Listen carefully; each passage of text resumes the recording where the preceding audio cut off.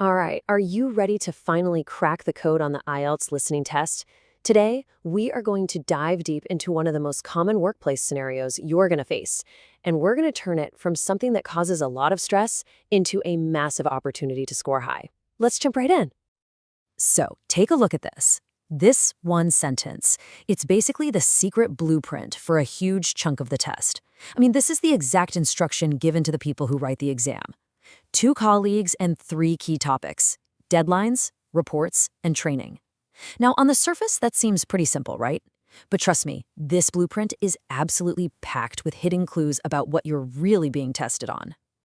And the answer to that question, well, that is the key to unlocking a much higher score. You see, once you understand the purpose behind the prompt, you'll be able to actually anticipate the questions and listen with, a razor-sharp focus. This isn't just about your vocabulary, it's a test of your ability to navigate a real-world professional situation. Okay, so let's think about this challenge in a new way.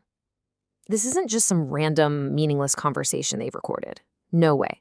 The test makers have carefully, meticulously crafted this whole environment to simulate the pressures and the priorities of a modern workplace. I want you to actually imagine yourself in your future job for a second.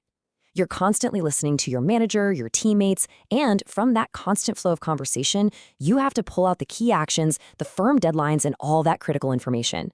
Well, this test is designed specifically to see if you've got that practical, absolutely essential skill. So why? Why this specific scenario out of all the things they could choose? Well, understanding the test's true objective is your most powerful tool. And really, it all comes down to the fundamental difference between just some casual chatter and actual professional communication. Just look at the contrast here. A social chat, it can wander all over the place with no clear destination, but a professional conversation, it is laser focused. Your colleagues are there to solve a problem or to make a decision or to assign a task. They use very specific language and they maintain this purpose-driven tone. That is the world you're being dropped into for the test. So this slide right here, this breaks down exactly what the examiners are looking for. It's not about just hearing the words. It's about deeply understanding the entire situation. Can you tell who the manager is just by their tone? Can you pinpoint the exact date a project is due? Can you sense if a speaker is getting worried about progress? It's that kind of comprehension on all these different levels that is the real test. Okay, now let's get practical. The prompt actually gave us a gift. Those three core topics: deadlines, reports, and training. We can use these as a roadmap to predict exactly what kind of language and what kind of information is going to be most important. So first up, deadlines. The second you hear words related to timing, your brain should just switch into data capture mode. You're listening for phrases like by EOD, which just means end of day, or we need to push that back. Your pen has to be ready to grab any specific date, day, or time. And hey, here's a key tip. Always, always listen for the reason a deadline is changing. That's often where a question is hiding. Next up, we have reports. Now here, the focus kind of pivots from data to action. It's all about who needs to do what. So you'll listen for keywords like draft, feedback, or send over. Your goal is to identify the action items. Is someone asking for new figures? Is another person agreeing to review a draft by Tuesday? These are the concrete tasks that you're going to need to identify.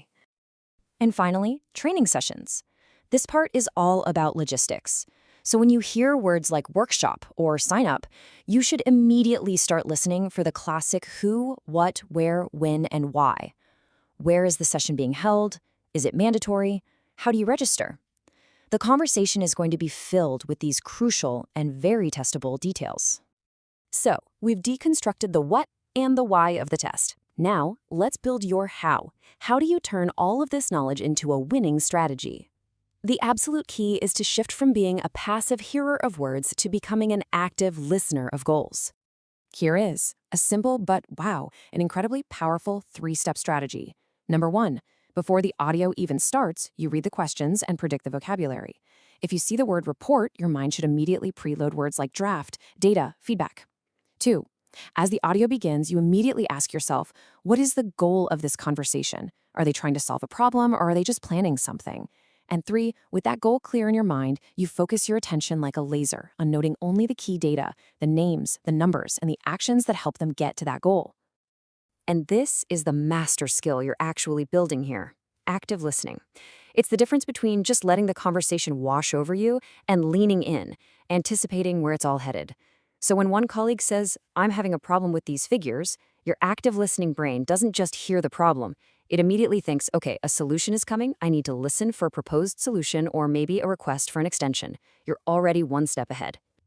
So why this intense focus on just one specific type of question? Well, because this skill extends far, far beyond the testing room. Let's connect this all directly to your professional future. And here is the most crucial point, really. Every single minute you spend practicing this is a minute you spend training for your actual career. In any professional environment, your success is going to depend on your ability to listen actively, to understand that unspoken context, and to pull out key information. This test, it's simply your first training ground. And you know what? Research totally backs this up. Studies have shown that we learn as much as 85% of what we know just through listening. In the workplace, that number means absolutely everything. Your ability to listen effectively is directly tied to your ability to perform, to collaborate, and ultimately to advance. So I want to leave you with this thought. As you practice, I want you to stop thinking about just passing a test. Think bigger. What professional conversation are you truly preparing for?